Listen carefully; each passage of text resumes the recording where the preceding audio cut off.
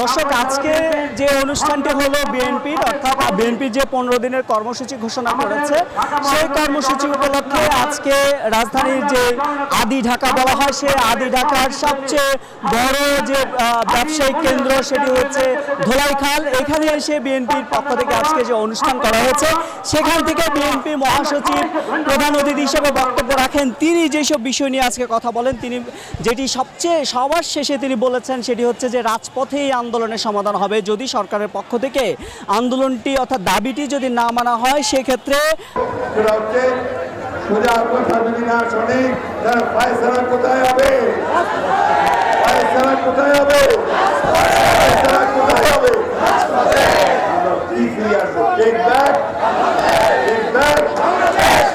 এই সরকার সহজে কথা শুনবে না। আন্দোলনের মধ্য দিয়ে তরঙ্গের উপর তরঙ্গ সৃষ্টি করে শান্তিপূর্ণ আন্দোলনের মধ্যে দিয়ে তাদেরকে পরাজিত করতে হবে এবং দেশের গণতন্ত্রকে ফিরিয়ে আনতে হবে। এই সম্পদটা আমাদের বেরিয়ে যাবে। এছাড়া যে বিষয়গুলো বলা হয়েছে যে সরকার বাংলাদেশের সমস্ত অর্থ সম্পদ আত্মসাতের পর এখন তারা বালু খাওয়া শুরু করেছে, চাঁদপুরের একটি ঘটনা টেনে তিনি এই কথা বলেন। সবচেয়ে বড় জিনিস কি জানেন? এত চুরি করেছে, এত লুটপাট করেছে, শুধু আওয়ামী লীগের লোকেরাই নয়, প্রশাসনের কিছু কিছু লোক এই সরকারকে সহায়তা দিতে গিয়ে এখন সব খাচ্ছে, খেতে খেতে বালু খাওয়া শুরু করছে। চাঁদপুরে ৬,০০০ কোটি টাকার বালু খেয়ে ফেলেছে। আমার কথা না, নদী কমিশনের চেয়ারম্যানের কথা। এই হচ্ছে তারা আজকে হাজার হাজার কোটি টাকা বিদেশে পাঠান। এছাড়া ভিসা নীতি নিয়ে কথা বলেন বিএনপি মহাসচিব। তিনি বলেন যে এই ভিসা নীতির মাধ্যমে দেশে মানে সরকারের মাথা খারাপ হয়ে গেছে এবং প্রশাসনের মধ্যে অর্থাৎ সচিবালয়ে এটা নিয়ে কানা ঘুষা শুরু হয়েছে। আসলে দেশের অবস্থা কোন দিকে যাচ্ছে? মাঠ প্রশাসন উদ্বিগ্ন, উৎকণ্ঠায়, নির্বাচন কমিশন উদ্বিগ্ন, উৎকণ্ঠায় যে তারা আসলে কি অবস্থান নেবে। সরকার যে পাতানো নির্বাচন করতে চায় সে ধরনের নির্বাচন করবে নাকি একটি নিরপেক্ষ অবস্থান নিয়ে নির্বাচন করবে, সেই প্রশ্নেও বিএনপি মহাসচিব কথা বলেছেন। আমেরিকার ভিসা নীতিতে মাথা খারাপ হয়েছে, তাই না? আমি একটা সময় নেব না, দুটো জিনিস আজকের একটা পত্রিকা আপনাদের দেখাতে চাই।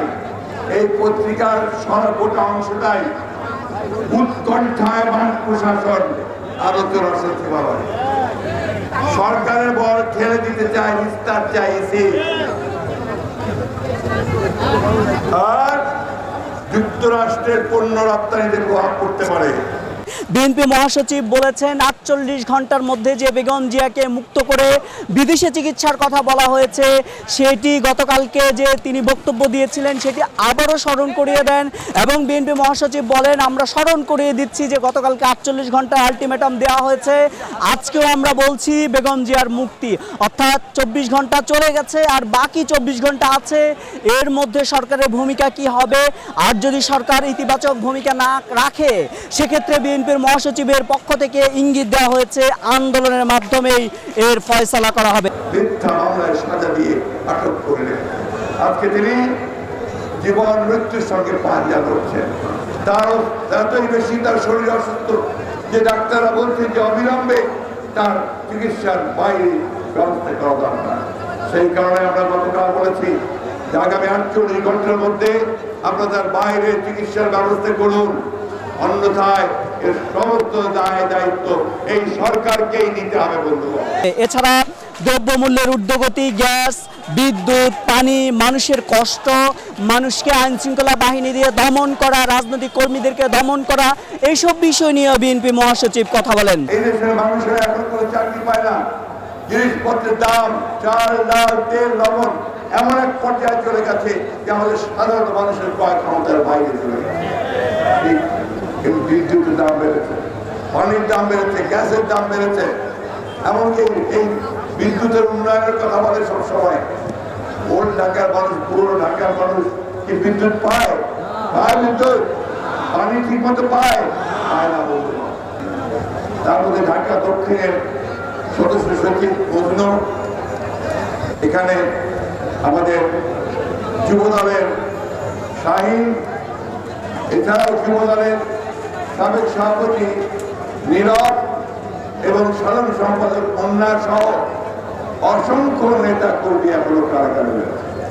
একটাই মাত্র উদ্দেশ্য যে এই হত্যা করে, খুন করে, গঠন করে, গুম করে, মিথ্যা মামলা দিয়ে দেশের গণতন্ত্রকামী মানুষকে এই সংগ্রাম থেকে, আন্দোলন থেকে দূরে সরিয়ে রাখা এবং সামনের নির্বাচন থেকে দূরে রোখে থাকা, আন্দোলন থেকে দূরে সরিয়ে রাখা। আপনারা জানেন ইতিমধ্যে আমাদের স্থায়ী কমিটির সদস্য মাহমুদ টুকু সাহেবকে তাকে সাজা দিয়েছে 9 বছর। আমাদের ঢাকা উত্তরের আহ্বায়ক আমানুল্লাহ আমান সাহেবকে 9 বছরের সাজা দিয়েছে। আমাদের ঈশ্বরদী পাবনার সেখানে একটা 30 বছর আগের ঘটনাকে কেন্দ্র করে 9 নেতা কর্মীকে মৃত্যুদণ্ড দেওয়া হয়। আমাদের সংসদ সদস্য হাবিবুল ইসলাম হাবিব সাতক্ষীরার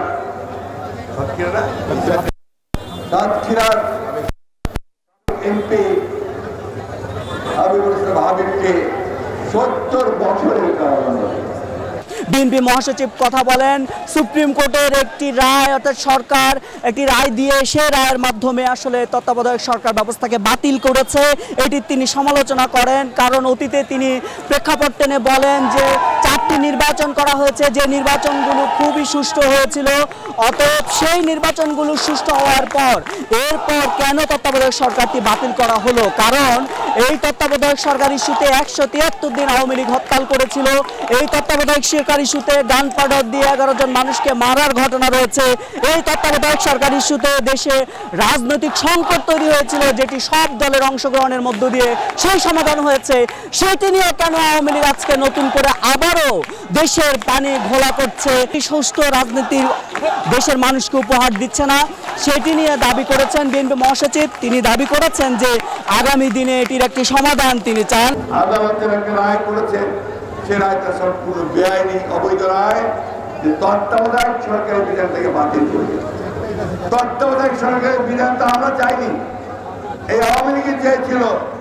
তারা 173 দিন হরতাল করেছিল, গান পাউডার দিয়ে তারা 11 জন মানুষকে বাসের মধ্যে পুড়ে মেরেছিল। এই সরকার যখন দেখলো যে নির্বাচনে তত্ত্বাবধায়ক সরকার থাকলে তার পক্ষে জয়ী আসা খুব কঠিন, বিশেষ করে 5টা সিটি কর্পোরেশন নির্বাচনে যখন সে লক্ষাধিক ভোটের ব্যবধানে হেরে গেল, তখন সে এই ব্যবস্থাকে পরিবর্তন করার জন্য হাইকোর্ট দিয়ে, সুপ্রিম কোর্ট দিয়ে, এই খায়রুল হক, বিচারপতি খায়রুল হক, তাকে দিয়ে একটা বেআইনি, অবৈধ একটা রায় দেওয়ালো যে এই তত্ত্বাবধায়ক সরকারের বিধানটা সামঞ্জস্যপূর্ণ নয়, এখানে নির্বাচন হতে পারে। কিন্তু তখন তারা বলেছিল যে আরো 2টো নির্বাচন হতে পারে দেশের স্বার্থে, জনগণের স্বার্থে। সমস্ত জুরিরা, আপনার অ্যামিকাস কিউরির যারা জুরি ছিলেন, তারাও রায় দিয়েছিলেন, বলেছিলেন যে 8-9 জনের মধ্যে 8 জন যে তত্ত্বাবধায়ক সরকারের বিধানটা রাখা উচিত। কিন্তু তারা সেই কথা শুনে নাই।